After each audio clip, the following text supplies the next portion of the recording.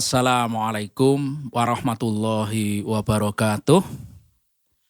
Alhamdulillah, alhamdulillahilladzi arsala rasulahu bil huda wa dinil haq liyudhhirahu ala dini kulli wa kafa billahi syahida. Asyhadu an la ilaha illallah wa asyhadu anna Muhammadan abduhu wa rasuluh lan nabiyya ba'dah.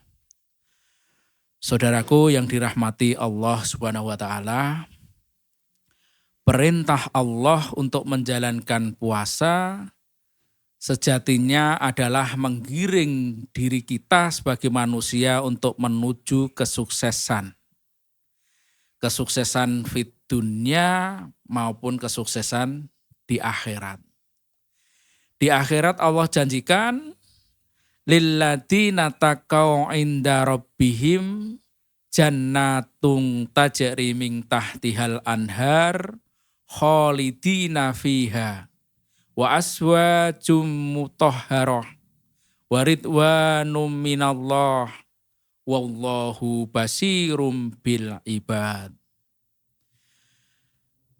Bagi orang-orang yang bertakwa, Allah janjikan surga yang di bawahnya ada sungai-sungai yang mengalir.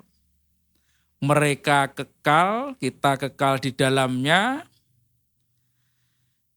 dan akan diberikan pasangan-pasangan yang suci. Allah meridhoi dan Allah maha melihat hamba-hambanya. Saudaraku yang dirahmati Allah Subhanahu wa taala, itu kesuksesan di akhirat. Padahal Allah perintahkan kepada kita jangan hanya sukses di akhirat, tapi sukseslah juga di dunia. Maka Allah ajari kita untuk berdoa, Rabbana atina fid dunya hasanah wa fil akhirati hasanah. Kita meminta kesuksesan kebaikan di dunia dan kita juga minta kesuksesan kebaikan di akhirat. Itu yang diajarkan oleh Allah Subhanahu wa taala. Caranya pun sama. Sukses di dunia, sukses di akhirat, menurut Allah caranya sama. Yang pertama, alladzina yaquluna Rabbana innana amana. Orang-orang yang berani mengikrarkan aku beriman kepada Allah, syaratnya. Tidak ragu, tidak ingah-ingih. Berani mengatakan aku orang Islam, aku orang beriman. Jangan ketika ditanya agamamu apa? Islam. Tapi semua agama ya sama saja. Itu ragu-ragu. Harus yakin. Syarat mutlak untuk menjadi sukses. Maka harus berani mengikrarkan. Jangan takut, jangan setengah-setengah. Kemudian yang kedua, harus berani faghfir lana dzunubana. Berani mengaku salah dan berani mohon ampun pada Allah Subhanahu wa taala. Ditambah lagi wa qina adzabannar. Jauhkan, memohon untuk dijauhkan dari siksa neraka. Akan mendapatkan kesuksesan di akhirat. Bagaimana hubungannya dengan kesuksesan di dunia? Bahwa kita usaha harus berani meninggalkan sesuatu yang salah. Kalau kita bekerja harus berani meninggalkan cara-cara yang salah. Menuju ke cara-cara yang benar. Harus berani meninggalkan cara-cara yang haram menuju cara-cara yang halal. Kalau selama ini kita masih berkelimpung dalam kesalahan, segera mohon ampun kepada Allah, segera perbaiki diri. Supaya apa? Supaya Allah jamin kesuksesan kepada kita semua. Harus jujur, harus beretika. Sehingga kalau kita mendapatkan kesuksesan juga kesuksesan yang baik. Nah. Yang selanjutnya apa syaratnya? As-sobirin. Harus sabar. Kenapa harus sabar?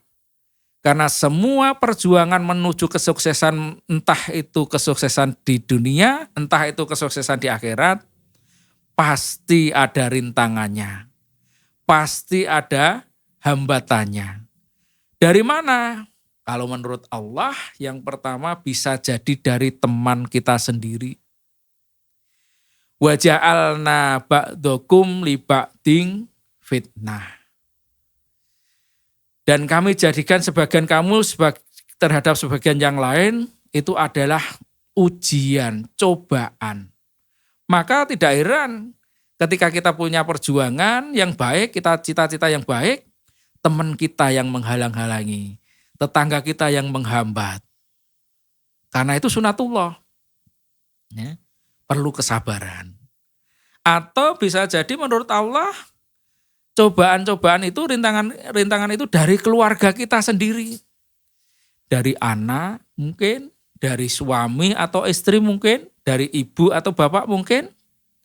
Karena Allah peringatkan, ya ayyuhalladzina amanu inna min aswajikum wa auladikum aduwallakum fahdharuhum.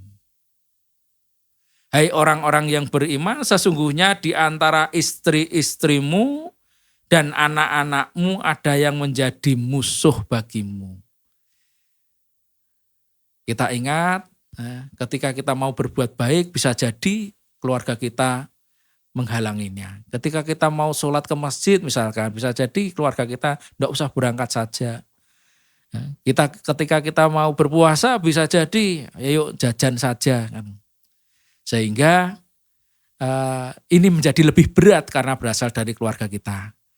Kuncinya adalah kesabaran, taat kepada Allah, kesuksesan akan kita dapatkan. Oleh sebab itu, saudaraku yang dirahmati Allah Subhanahu wa taala, momentum Ramadan ini yang kita diwajibkan puasa, yang hakikatnya Allah menghendaki kita menjadi orang takwa, dan sejatinya Allah menghendaki kita menjadi orang sukses fid dunya wal akhirat. Mudah-mudahan Allah melindungi kita, Allah menjadikan kita orang-orang yang menang di mata Allah Subhanahu wa taala. Wassalamualaikum warahmatullahi wabarakatuh.